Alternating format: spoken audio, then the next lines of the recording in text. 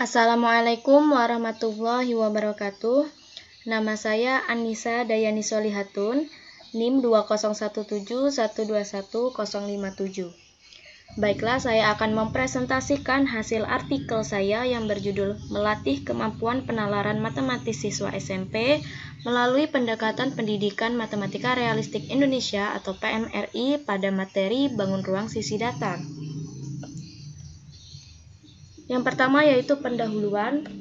Pendidikan merupakan suatu usaha sadar yang dilaksanakan secara sistematis untuk menciptakan suasana belajar mengajar agar siswa mendapatkan ilmu serta mengembangkan keterampilan dan potensi secara maksimal dan terarah. Salah satu pendidikan yang diberikan pada pendidikan formal yaitu pendidikan matematika. Harapannya, Widyastuti dan Pujiastuti tahun 2014 menyatakan bahwa tujuan dari pembelajaran matematika yaitu membentuk kemampuan bernalar siswa yang terukur dalam berpikir logis, kritis, kreatif, inovatif, memecahkan masalah, serta bersikap objektif baik di bidang matematika maupun bidang lain dalam kehidupan sehari-hari. Kurikulum matematika di sekolah diharapkan dapat membimbing siswa untuk bernalar dan menganalisis suatu keadaan sesuai dengan konteks kehidupan sehari-hari. Jadi, melalui pendidikan matematika diharapkan dapat membimbing dan membentuk kemampuan bernalar matematis siswa serta menganalisis suatu keadaan sesuai dengan konteks kehidupan sehari-hari. Kenyataannya, berdasarkan hasil penelitian dari Mutia tahun 2017, ia menyimpulkan bahwa siswa mengalami kesulitan pada materi ajar yang berhubungan dengan materi yang objeknya abstrak seperti geometri, sehingga siswa kesulitan dalam memahami materi kubus dan balok. Sedangkan Ainun pada tahun 2015 menyatakan bahwa proses pembelajaran masih banyak yang menerapkan pembelajaran konvensional dan model pembelajaran langsung, sehingga dalam prakteknya siswa bersifat pasif, kurang kreatif, kurang kritis, serta kurang berperan langsung. Jadi, identifikasi masalahnya yaitu kemampuan penalaran matematis siswa masih perlu dilatih, terutama pada materi seperti kubus dan balok. Selain itu, model pembelajaran yang diterapkan masih cenderung konvensional. Adapun yaitu solusi. Berdasarkan harapan dari pendidikan matematika, maka sebaiknya materi yang disampaikan dapat dihubungkan dengan kehidupan sehari-hari agar siswa dapat terlibat langsung dalam proses pembelajaran, misalnya pada materi kubus dan balok. Jadi, metode pembelajaran yang dapat diterapkan untuk melatih kemampuan penalaran matematis siswa yaitu pendekatan pendidikan matematika realistik Indonesia atau PMRI. Karena PMRI merupakan salah satu pendekatan yang menggunakan masalah dunia nyata dalam kehidupan sehari-hari sehingga akan menuntun siswa untuk aktif dan terlibat langsung dalam pembelajaran. Artikel ini bertujuan untuk mengetahui apakah kemampuan penalaran matematis siswa SMP pada materi Bangun Ruang Sisi Datar dapat dilatih melalui pendekatan pendidikan matematika realistik Indonesia atau PMRI. Hasil kajian dan pembahasan.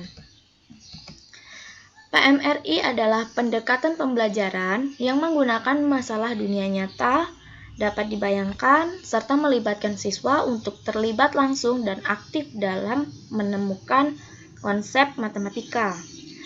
Karakteristik dari PMRI ada 5, yaitu penggunaan konteks, penggunaan model, konstruksi siswa, keterkaitan, dan interaktivitas. Sedangkan kemampuan penalaran matematis adalah suatu proses berpikir menyelesaikan masalah dalam pembelajaran matematika sehingga didapatkan suatu kesimpulan yang logis berdasarkan pada sumber yang relevan dan kesimpulan tersebut dapat dibuktikan kebenarannya.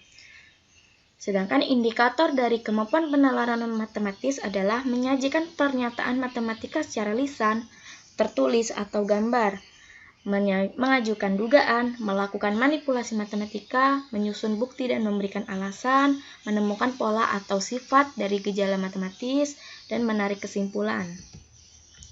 Penerapan PMRI untuk melatih kemampuan penalaran matematis. Untuk yang pertama yaitu penggunaan konteks. Dikarenakan materi yang saya ambil yaitu bangun ruang sisi datar, misalnya kubus dan balok, maka dalam penerapan PMRI, guru bisa membagikan kotak berbentuk kubus dan balok yang terdapat dalam kehidupan sehari-hari. Di sini saya menggunakan kotak brownies sebagai bentuk dari kubus, dan saya menggunakan kotak pasta gigi sebagai bentuk dari balok. Yang kedua yaitu penggunaan model. Siswa diminta untuk membuka kotak berbentuk kubus dan balok sehingga membentuk jaring-jaring, lalu mengamati kotak yang sudah dibuka tersebut. Ya, seperti gambar yang sudah saya tampilkan. Setelah mengamati, maka siswa akan berpikir bahwa kotak kubus memiliki 6 sisi berbentuk persegi, sedangkan kotak balok memiliki 6 sisi yang berbentuk persegi panjang. Lalu siswa memberikan nomor atau keterangan pada setiap sisi jaring-jaring kubus dan balok tersebut. Ada yang ketiga yaitu konstruksi siswa. Pada tahap ini, pendidik melihat melalui aktivitas yang dilakukan dan melihat jawaban yang mereka kerjakan dari hasil diskusi kelompok. Siswa diberikan kesempatan untuk menuliskan apa yang mereka ketahui sehingga diperoleh strategi yang bervariasi dalam menyelesaikan masalah dan menemukan rumus luas permukaan kubus dan balok. Yang keempat yaitu keterkaitan antar konsep. Pada jaring-jaring kubus terdiri dari bangun datar persegi, sedangkan jaring-jaring balok terdiri dari bangun datar persegi panjang. Sehingga rumus luas permukaan kubus akan berkaitan dengan rumus luas persegi, sedangkan rumus luas permukaan balok berkaitan dengan rumus luas persegi panjang. Jadi, melalui kegiatan tersebut, siswa mengetahui bahwa pada materi bangun ruang sisi datar memiliki keterkaitan dengan materi bangun datar. Dan yang kelima yaitu interaktivitas.